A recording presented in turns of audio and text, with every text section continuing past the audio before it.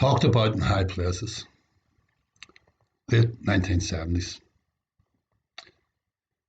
Cloaked in a light drizzle, the huge erect chimneys of the Lancashire mills looked like relics from another era. Manus had actually worked in one of the mills, but he hadn't been distraught when the mill closed. He was glad to be able to lie in bed and look out at the grey drizzle. His wife lay beside him. She was a bit of a Jap, a Jewish American princess, then with him, unemployed Irish labourer. Their bed was just a mattress on the floor. Today was their patron saint's day, St. Gerald. He went to the toilet before going downstairs to check the mail, in case the arrival or non-arrival of his mail should cause him to be upset and constipated.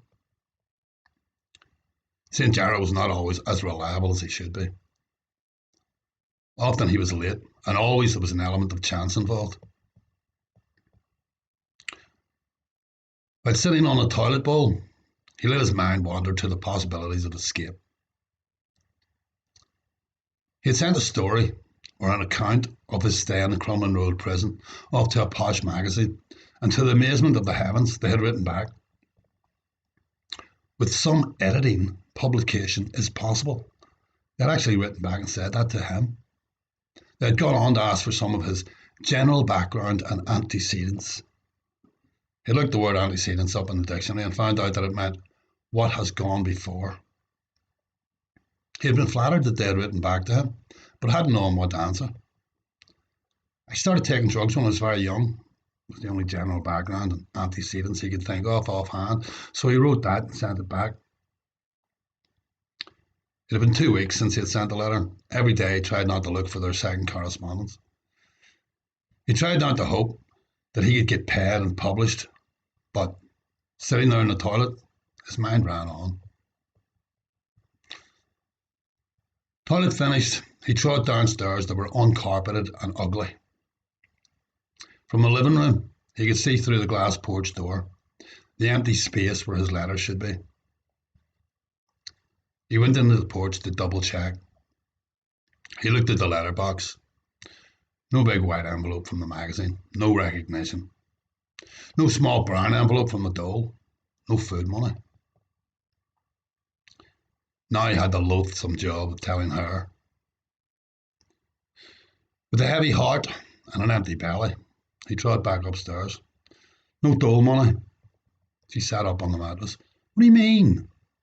No fucking dole money? What do you think I mean?" Shit this. Her disgust with the situation reflected contempt for him. "We need to eat." "I fucking know. Oh, fuck off." She cowered then, as his foot lashed out towards her, missing by inches only and connecting with the wall. At the back door, he stopped, wishing he could go back to her, explain that he was sorry. It wasn't his fault. It was the recession. He had no control over the situation. From the bedroom, she shouted down, "You useless jerk!" And he slammed the door as he left. He borrowed money off Brian and Louise, friends better versed in home economics, and phoned up the dole. Woman at the dole kept him waiting on the phone for ages. The phone box eating up his precious borrowed money. From his pocket, he took out the letter he had received from the magazine. He reread it like some kind of security blanket.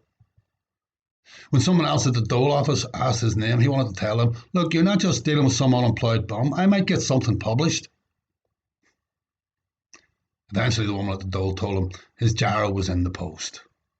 The Manus was left standing in a phone box which stank of piss. The door wouldn't close properly either, so the lorries on the road outside hurtled past noisily. The magazine had written back to him. It felt so far removed from his situation that he doubted its validity.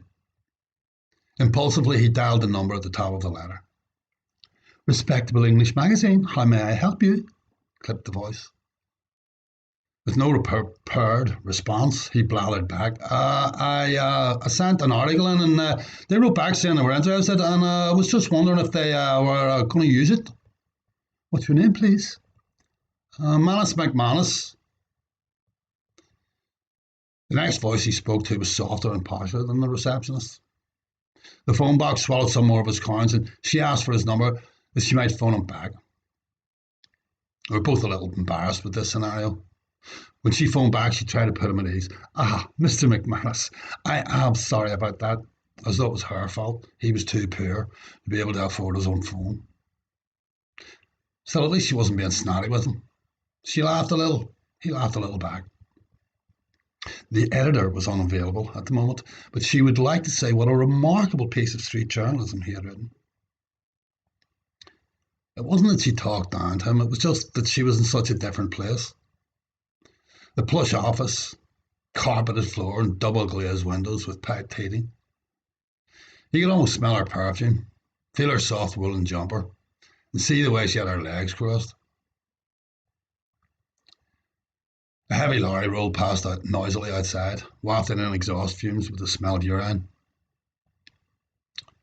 She gave him her laugh again, but this time he didn't laugh back. He wasn't sure what she was laughing at. Him? What was he even doing talking to them? In a way, he was just looking for confirmation that they were considering his piece, and he had that. If they wanted to use his stuff, they would surely let him know, and if they didn't, he should just leave it. I tell him cheers anyway. Manus threw at her laughter. That seemed to throw her a little. He could feel her stall. Her self-confidence faltered. Her control of the situation wavered. Excuse me?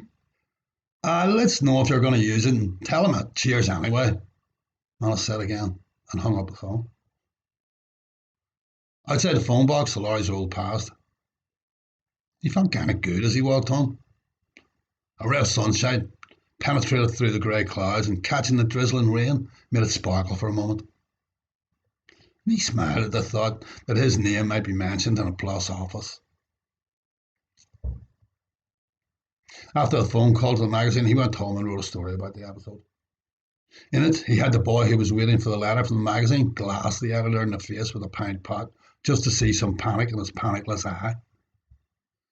Manus figured since they weren't going to use him anyway, he might as well get his point of view in.